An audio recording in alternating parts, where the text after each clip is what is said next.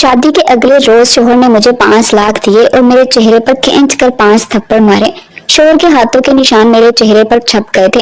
میرا تو دماغ گھوم گیا تھا۔ اس کے بعد شوہر نے مجھے گھر سے نکال دیا۔ ساس بولی اپنے ساتوں بھائیوں کو بتا دینا کہ آج ہم نے اپنا بدلہ لے لیا ہے۔ میں روتی ہوئی گھر پہنچی تو ساتوں بھائیوں نے میرے ہاتھ میں ایک کاغذ تھمایا اور کہا جا کر اپنے شوہر کو دکھاؤ، وہ تم سے معافی بھی مانگے گا اور اپنی ماں کو تھپڑ مار کر گھر سے نکال دے گا۔ میں نے واپس جا کر شوہر کو وہ کاغذ دیا تو میرے سر پر آسمان گر پڑا، کیونکہ شوہر نے تو آج جمعے کا دن تھا اور بہت سے لوگ مسجد میں نماز پڑھنے جا رہے تھے اور میں مسجد کے باہر بیٹھی بھیک مانگ رہی تھی۔ میں اسی طرح سے بھیک مانگ کر اپنا گزارا کرتی تھی۔ مسجد میں کوئی بھی خوبصورت لڑکا جاتا تو میں اس کی طرف حسرت سے دیکھا کرتی کہ میری اس لڑکے سے شادی ہو جائے تو میری زندگی ہی سنور جائے گی۔ اچانک سے میری نظر ایک چہرے پر پڑی۔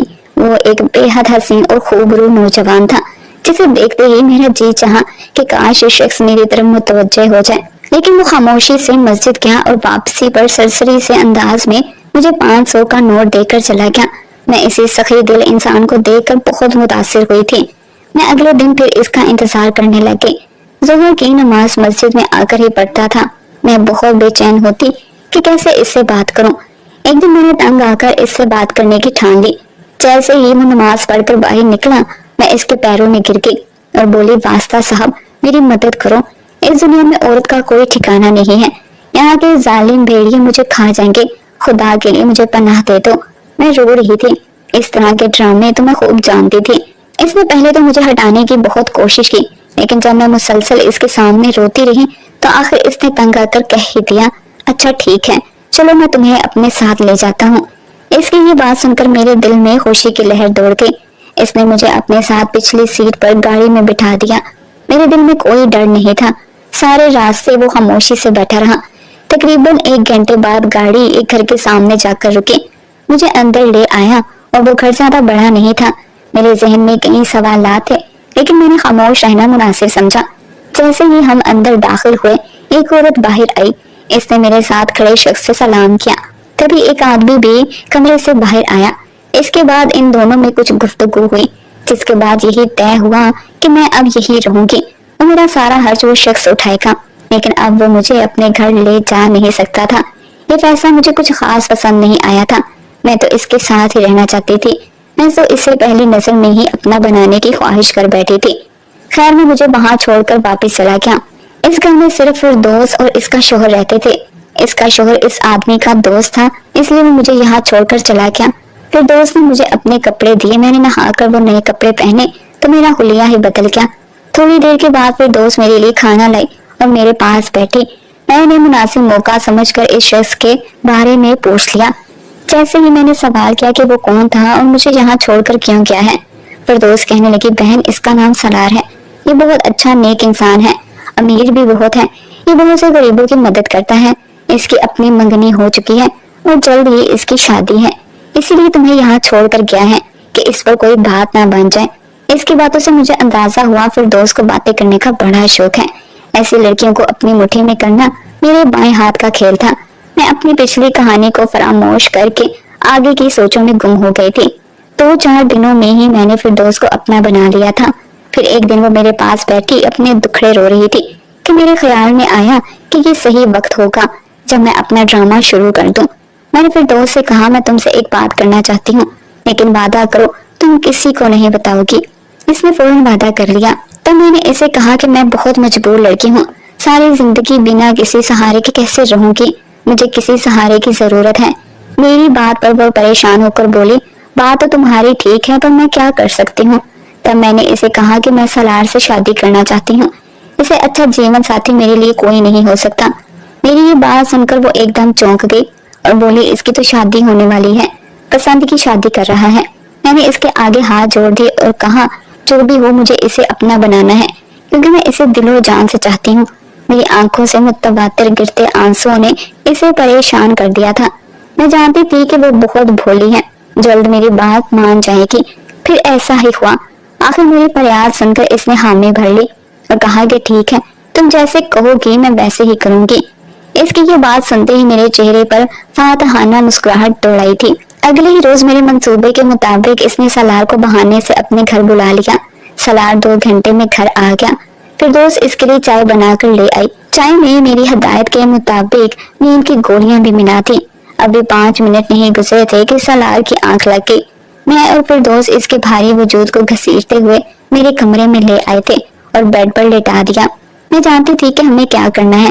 میں پاس ہی بیٹھ گئی اور پچھلی زندگی کے بارے میں سوچنے لگی، جسے چھوڑ کر میں اس مقام تک پہنچی تھی۔ میرا نام کومل تھا۔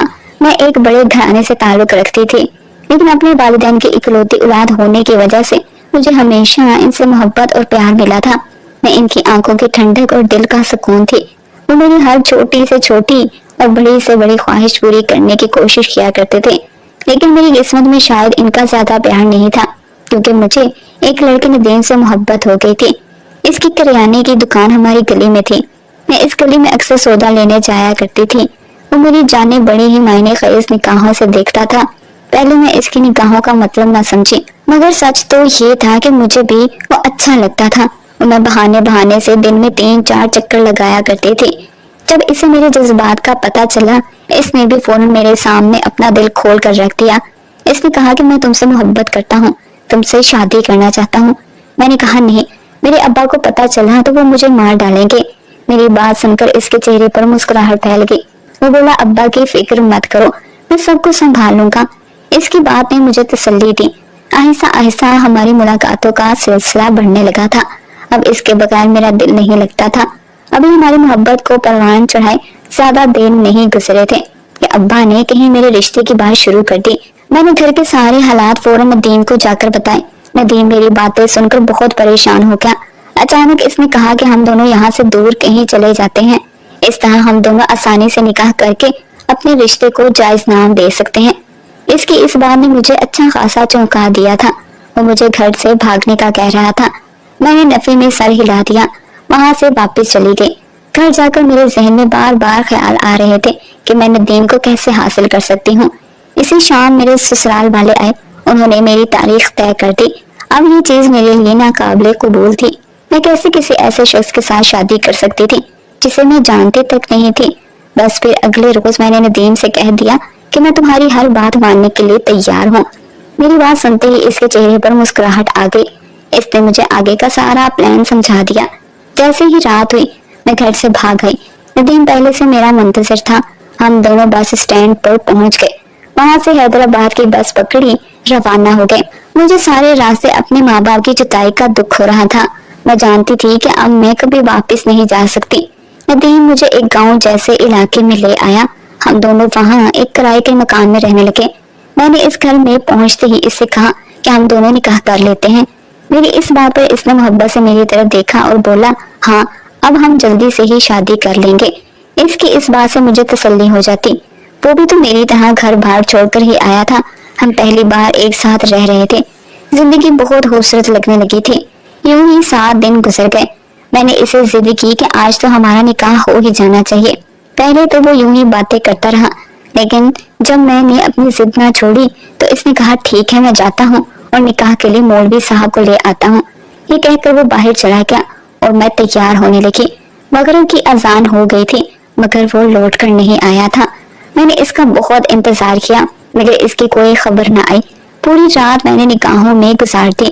میرے پاس کچھ نہیں تھا جس سے میں ثابت کر سکتی کہ اس کا اور میرا کوئی تعلق تھا۔ اس کے بعد پھر وہ کبھی نہیں آیا تھا۔ مہینہ ختم ہوا تو مالک نے کرائے کی ڈیمانڈ کر دی جو کہ میں پوری نہیں کر سکتی تھی۔ اگلے مہینے کی 10 تاریخ کو اس نے مجھے دھکے دے کر گھر سے نکال دیا تھا۔ اب میرے پاس کوئی ٹھکانہ نہیں تھا۔ میری منزل کہاں تھی میں نہیں جانتی تھی۔ 2 دن تک میں ٹھوکریں کھاتی رہی لیکن مجھے کوئی ٹھکانہ نہیں ملا۔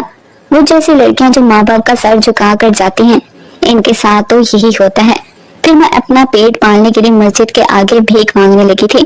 مجھے اپنا کوئی نہیں لگتا تھا، لیکن ایک روز جب سلار کو دیکھا تو لگا اس سے اچھا کوئی انسان ہو ہی نہیں سکتا، اس لیے فوراً اس کی جانب قدم بڑھا دیے۔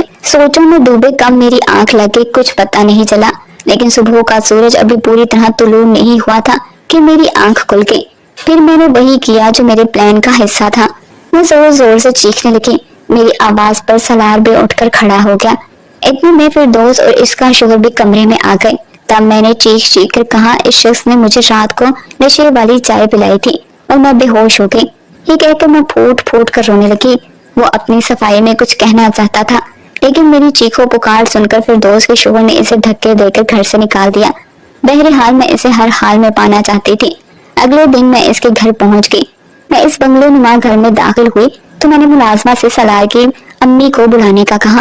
چند ہی منٹوں بعد سلار کی والدہ میرے سامنے بیٹھی تھی۔ وہ پروکار شخصیت کی خوبصورت خاتون تھی۔ ان کی نظروں میں کئی سوالات تھے کیونکہ وہ مجھے پہچانتی نہیں تھی۔ میں ان کے سوالوں سے پہلے ہی ان کے پیروں میں گر گئی اور پھوٹ پھوٹ کر رونے لگی۔ میرے اس طرح کرنے پر انہوں نے کہا، بیٹی تم کون ہو اور تمہیں مسئلہ کیا ہے؟ تب میں نے کہا، آنٹی آپ کا بیٹا سلار، اس نے مجھے برباد کر دیا ہے، میری عزت خاک میں ملا دی ہے، بتائیں اب میں کہاں جاؤں گی؟ میرے پاس تو کوئی سہارا نہیں ہے، وہ مجھ سے شادی بھی نہیں کرنا چاہتا۔ یہ سن کر ان کے چہرے کا رنگ بدلنے لگا تھا۔ انہوں نے مجھے اپنے پیروں سے اٹھایا اور اپنے سامنے کھڑا کر کے پوچھا، یہ تم کیا کہہ رہی ہو لڑکی؟ میں نے ان کے آگے ہاتھ جوڑ دیے اور ساری کہانی سنا دی اور پھر کہا، آنٹی میں بالکل سچ کہہ رہی ہوں، اب آپ بتائیں میں کہاں جاؤں؟ اور پھر میں زور زور سے رونے لگی تھی۔ اتنے میں سلار گھر میں داخل ہوا۔ مجھے دیکھ کر اس کے چہرے کے تاثرات بدلنے لگے تھے، لیکن میں نے اپنی کارروائی جاری رکھی اور کہا کہ آپ کا یہ بیٹا میری زندگی برباد کر کے اب انجان بن رہا ہے۔ سلار کی ماں نے اپنے بیٹے سے پوچھا، کیا اس لڑکی کے ساتھ تم نے رات گزاری ہے؟ سلار نے ماں کو جواب دیا، ہاں ماں، مگر اس سے پہلے کہ وہ کچھ کہتا، اس کی ماں نے اسے ایک تھپڑ مار کر چپ کروا دیا۔ اب اس عورت کو بھی میری باتوں پر یقین آ گیا تھا۔ سلار کچھ کہنے ہی لگا تھا کہ اس کی ماں نے اسے پھر سے ٹوک دیا اور کہا، اب تم صرف میری بات سنو گے، اس لڑکی سے جلد از جلد نکاح کرو، ابھی اسی وقت جاؤ اور اس نکاح کا بندوبست کرو۔ سلار ماں کے حکم کے آگے مجبور ہو گیا تھا، خاموشی سے وہاں سے چلا گیا۔ اس عورت نے پیار سے مجھے گلے لگایا اور کہا، اس خاندان میں کبھی کسی کے ساتھ ناانصافی نہیں ہوئی تو تمہارے ساتھ کیسے ہو سکتی ہے؟ سلار کی ماں نے اپنے بیٹے کی شادی توڑ کر میرے ساتھ اس کی شادی کر دی۔ سلار کے منگیتر کا رو رو کر برا حال تھا، مگر مجھے اس کی کوئی پرواہ نہیں تھی۔ اب میری ساری پریشانیاں ختم ہو چکی تھی۔ شام کا وقت ہو گیا لیکن سلار نہیں لوٹا تھا۔ اس کی امی بھی کافی پریشان نظر آ رہی تھی، لیکن اس سب کے باوجود انہوں نے اپنی توجہ میری طرف کم نہیں کی تھی۔ شام کو میں اور اس کی امی چائے پی رہے تھے جب اچانک گھر میں سلار داخل ہوا۔ اس کے ساتھ نکاح ہوا اور 3 لوگ اور موجود تھے۔ میرے چہرے پر مسکراہٹ آ گئی۔ وہ لمحہ مجھے خواب سا لگ رہا تھا۔ پھر اگلے ہی لمحے بڑی سادگی سے ہم دونوں کا نکاح ہو گیا۔ مجھے ہلکا پھلکا زیور اور میک اپ پہنا کر سلار کے کمرے میں بٹھا دیا گیا۔ میں اپنی اس زندگی سے بے حد خوش اور مطمئن تھی، مگر کچھ دیر کے بعد سلار کمرے میں داخل ہوا۔ اس کے ہاتھ میں کاغذات تھے۔ وہ آیا اور میرے پاس بیٹھا۔ میں جو اس سے پیار محبت کی باتیں کرنے کا سوچ رہی تھی، میرے سارے خوابوں کو وہ کس انجام تک پہنچانے والا تھا، یہ میں نے سوچا بھی نہیں تھا۔ اس نے حق مہر میں لکھی 5 لاکھ کی رقم میری جھولی میں رکھ دی اور میرے چہرے پر 5 زوردار تھپڑ مار دیے۔ میرا دماغ چکرا گیا تھا، میری آنکھوں کے سامنے اندھیرا چھا گیا تھا۔ تب اس نے کہا، یہ تمہارا طلاق نامہ ہے، تم نے یہ سارا ڈرامہ صرف پیسوں کے لیے رچایا تھا، اب تمہیں پیسے مل گئے ہیں اور میں نے اپنا بدلہ بھی لے لیا ہے، اب تم یہاں سے نکل جاؤ اس سے پہلے کہ میں تمہیں پولیس کے حوالے کر دوں۔ میری آنکھوں میں آنسو آ گئے تھے۔ میری کیسی قسمت تھی کہ شادی کی رات ہی شوہر نے مجھے طلاق دے دی تھی۔ اس کی امی بھی چیخوں پکار سن کر کمرے میں آ گئی۔ وہ حیران تھی کہ کیا ہو رہا ہے، لیکن سلار نے انہیں صاف الفاظ میں کہہ دیا کہ میں نے اس لڑکی سے اپنا بدلہ لے لیا ہے، اگر اب آپ لوگوں نے اس معاملے میں دخل اندازی کی تو میں یہ گھر چھوڑ کر چلا جاؤں گا۔ اس بات پر سلار کی ماں چپ ہو گئی تھی۔ میں روتی ہوئی وہاں سے نکل آئی اور ایک پارک میں بیٹھ گئی۔ کافی دیر میں روتی رہی۔ مجھے روتا دیکھ کر 7 آدمیوں کا گروہ میرے پاس آ گیا۔ وہ لوگ مجھ سے رونے کی وجہ پوچھنے لگے۔ میں ان سے ڈر گئی اور بھاگنے لگی۔ تبھی ان لوگوں نے میرے سر پر ہاتھ رکھا اور کہا، ہم ساتوں کو اپنا بھائی سمجھو، ہم سے ڈرنے کی ضرورت نہیں ہے، ہم تمہاری ہر طرح سے مدد کریں گے۔ تب میں نے روتے ہوئے اپنی ساری کہانی انہیں سنا دی۔ میری ساری بات سننے کے بعد وہ بولے، بہن تم فکر نہیں کرو، ہمارے پاس ایک ایسا فن ہے کہ ہم کسی کو بھی بڑے سے بڑا نقصان پہنچا سکتے ہیں، ہم تمہارے اس مسئلے کو بھی حل کر دیں گے۔ اس کے بعد انہوں نے مجھے ایک کاغذ دیا اور کہا کہ میں اسے قبر میں دفنا دوں۔ پہلے تو مجھے ڈر لگ رہا تھا کیونکہ یہ ایک عجیب سا کام تھا، لیکن بدلے کی آگ میرے اندر ایسی بھڑک رہی تھی کہ میں ہر حال میں سلار سے انتقام لینا چاہتی تھی۔ اب میں ان 7 بھائیوں کے لیے کام کرتی تھی۔ میں گناہ کی راہ پر لگ گئی تھی۔ وہ 7 بھائی کالا علم کرتے تھے، وہ جو کہتے میں ویسا ہی کرتی۔ اب میں ان کی ٹیم کا حصہ بن چکی تھی۔ ایک روز کسی کام سے بازار گئی تو دکان کے سامنے مجھے ایک آدمی نظر آیا जो जमीन पर इस तरह लेटा था जैसे कोई माजूर इंसान लेटा हो। हर कोई इसको कुछ ना कुछ देख कर जा रहा था। मैं इसकी जानिब बढ़ी, लेकिन जब मैंने इसका चेहरा देखा तो मेरे होश ही उड़ गए थे। ये वही था जिससे मैंने बेपनाह मोहब्बत की थी। वो सलार था। आज इसका रोब और पुरवकार शख्सियत हर चीज मिट्टी में मिल गई थी और मेरा दिल खून के आंसू रो रहा था। मैं इससे बदला लेना चाहती थी, मगर इसे इस अंजाम तक नहीं पहुंचाना चाहती थी। मैं वहां से मुड़कर भाग गई। मेरा दिल तेजी से धड़क रहा था। मेरे अंदर एहसास नदामत किस कदर भर गया था कि मैं इसे बिल्कुल ठीक देखना चाहती थी। मैंने सोच लिया कि मैं कल सलार के घर जाऊंगी। इसके घर वालों को सारी सच्चाई बताकर सलार को इसके घर ले जाऊंगी। इस रात मुझे फालज का अटैक आया और मैं खुद माजूर हो गई। मेरे लिए ये सदमा भी बड़ा था। मैं अपने पैरों पर खड़ी नहीं हो सकती थी, मगर मेरे जहन में इस शख्स का ख्याल बार बार आता था जिसे मैंने बर्बाद किया था। जैसे ही मेरी तबीयत थोड़ी संभली, मैं व्हील चेयर पर भाइयों के पास गई और कहा, इस जादू का कोई तोड़ करो, इसने तो उल्टा मुझे ही बर्बाद कर दिया है। मेरी बात सुनकर वो हंसने लगे और बोले, जादू सिर्फ इन लोगों पर असर करता है जो दीन और दीन से दूर होते हैं। अगर तुम एक दीनदार औरत होती तो तुम्हारे साथ ऐसा कुछ ना होता। बेहतर है कि तुम यहाँ से चली जाओ। ये सुनकर मेरी आंखों में आंसू आ गए। मैं जान गई कि इन लोगों ने मेरा गलत इस्तेमाल किया है। अगले दिन हिम्मत करके मैं इस लड़की के पास गई जिससे मैंने सलार को दूर किया था। मैंने इसे अपने पिछले किए सारे गुनाह बता दिए और कहा, सलार बेकसूर है, ये सब मेरी वजह से हुआ था।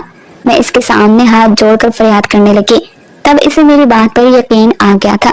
इसने कहा कि वो खुद हैरान थी कि सलार को क्या हुआ है। अचानक इसका सारा कारोबार तबाह हो गया था। वह एक्सीडेंट में माजूर हो गया था। फिर भी वो रोज अपने घर वालों से झगड़े करता और अपना घर भी इसने छोड़ दिया था। वो सब जादू का असर था। फिर मैं इसे अपने साथ वहां ले गई जहां मैंने सलार को देखा था। मैं खुद वापस आ गई क्योंकि मुझसे सलार का सामना करने की हिम्मत नहीं थी, मगर मुझे एक सुकून और इत्मीनान मिल गया था। सलार की मंगेतर ने इसका जादू तोड़वा लिया था। कुछ दिनों बाद मुझे सलार और इस लड़की की शादी की खबर मिली थी, जिसे सुनकर मेरा दिल बेहद होश हुआ था, जैसे मेरी जिंदगी का मकसद पूरा हो गया हो। अब मैं आसानी से मौत को गले लगा सकती थी, क्योंकि मेरी जिंदगी में हर तरफ सुकून था। चाहे जब तक आपको ये कहानी सुनने को मिले तब तक मैं मर चुकी हूँ। लेकिन आपसे एक दुआ है, मेरी मगफिरत के लिए दुआ जरूर कीजिएगा। क्या पता किसकी दुआ कबूल हो जाए और मेरी आगे की मंजिल आसान हो जाए।